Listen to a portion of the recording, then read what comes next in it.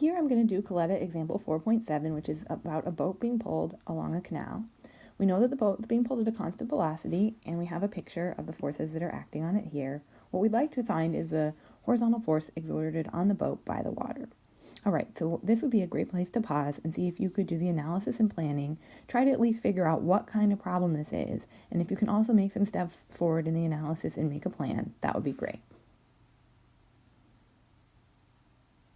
Before I even start planning, there's a critical part of this problem that I want to discuss, and that is the part here that we're being pulled at a constant velocity.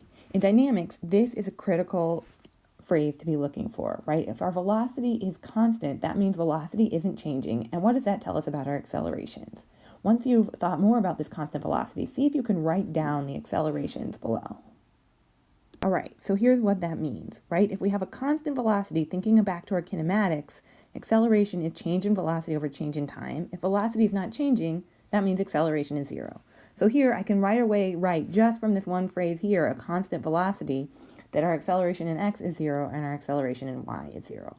Of course, if I was standing still, I would also be able to do these. So in some ways, in a dynamics problem, a constant velocity is almost the same as standing still. All right, so now that you have this, or maybe you already had that, see if you can do the rest of your analysis and make a plan. Since forces are involved, I recognize this as a dynamics problem, so I can use my equations with the sum of the forces. And I'm just going to put them in components already. And what this is saying is if I add up all the forces in x, the sum of the forces in x, equals mass times acceleration in x, we know this is zero, so we know that the sum of the forces in x is zero.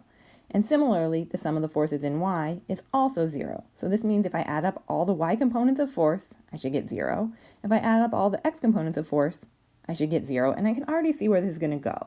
If I break my forces up into components, I can kind of see that the y components already are going to cancel, but the x components are both going to be pushing this direction, which means I need to force this direction, counteracting them, and that's exactly the horizontal force exerted on the boat by the water, right? We expect it to be slowing the boat down and pushing backwards on the boat. So now I can kind of see how if I break these up into components, that I can figure out what force I need counteracting in the x direction in order to cancel the x direction here and here. But let's go more formally through our analysis steps. If you look at your dynamics problem solving sheet, you can see some tips on how to lay out what you know. The first one is to tell yourself a story. And I already kind of just did that, right? These two horses are pulling to the right, and the force of the water is pulling to the left, slowing them down. And I even already have a drawing. But what I don't have is a free body diagram. Here I've started more of my analysis. I've looked at my picture and I've drawn a free body diagram that corresponds to it. Before I did that, I chose an axis here, an x and y axis, and I chose to have the horizontal motion along x. And I did that because we know the boat's moving along that direction, and we also want to find the horizontal force. Right, so another option would have been to align my axes with one of these two forces. But here, since it's moving in x, I've decided to line it in x. Then I've drawn all the forces acting on the boat. So here is the force of the two oxen, and I've just drawn the boat as a dot here. And I've already gotten started breaking up these forces into components. But before I go any further, I want you to notice that I've left an important force off of this diagram. What force is that?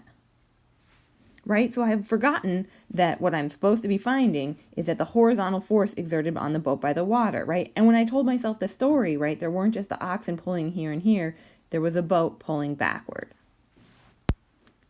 Here, I've drawn it along the x-axis because I can already see from this picture that the two y components are going to cancel here.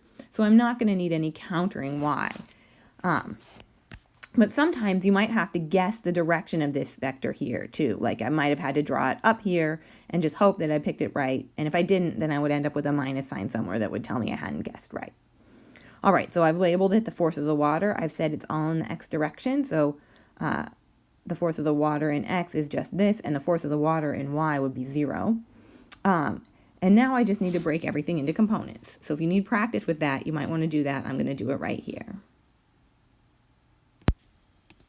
Here I've done out all that trig. I can see that my x component is going to be adjacent over hypotenuse, so that's going to be cosine, and y is opposite over hypotenuse, so that's going to be sine. And in fact, for force 1, And for force 2, all the angles are 20 degrees. So what I've done is I've done my trig, but I have missed one step so far, which I haven't thought about my signs. So here I can see that for force 1, x is going to be negative and y is going to be positive. So I should go through in an x and put in all these negative signs. And if I look at force 2, I can see that x is going to be negative and y is going to be negative. So I need to go through and put minus signs there. So here I've put all those minus signs. So now I've got my signs right. I just need to move on to my next step, which is to add up all my forces in x and all my forces in y and make sure that they equal 0. See if you can do this step on your own. All right, so in the x direction, I have the sum of my forces in x equals 0. And there's 3 forces acting in x. Force 1 has an x component, force 2 has an x component, and then we have this unknown force of the water, which is actually our goal. And I realize I should have emphasized that earlier, right? We're trying to find the horizontal force exerted on the boat by the water. So really finding this arrow here is what we want, and that's what's here. All right, so then I put in my numbers that I have, the x component of 1, 2, and the force of the water, which we don't know, and they add up to 0. And remember, the reason they add up to 0 is because our acceleration in x is 0. All right, then I just do some algebra to get here to the force of the water in x. And in fact, I already have the number I need. I just need to do a little monitoring. I think I have too many significant figures because we have 50.0 and 20.0. So I should have 3 significant figures. And then does that seem like a reasonable size? 94 newtons. Well, I was pulling back with 50 newtons, but they were kind of at an angle. So I expect if I'm going to counteract those two exactly, I do need something bigger, and it's bigger. So that seems to make sense to me. Now, as part of my monitoring on this one, it's always good to check the second dimension. So even though we don't technically need to here, it would be good to double check that the sum of the forces in y also equals 0. So now that you've seen it in x, maybe you can try it on your own in y. Here we go, sum of the forces in y. There's 3 potential forces. The y component of 1, the y component of 2, and the y component of F water, which we thought in making our drawing is 0. And indeed, when we put those all in and add them up, we do get 0. Now, if this had gone wrong, that would mean our assumption that the water wasn't contributing any forces in the y direction was also wrong, and we'd have to modify the angle of this and say that we had a y component of water. But since we don't, we've completed our monitoring. We're happy with our horizontal force being 94.0 newtons. It's positive. That means it's to the right in this picture here, and we're done.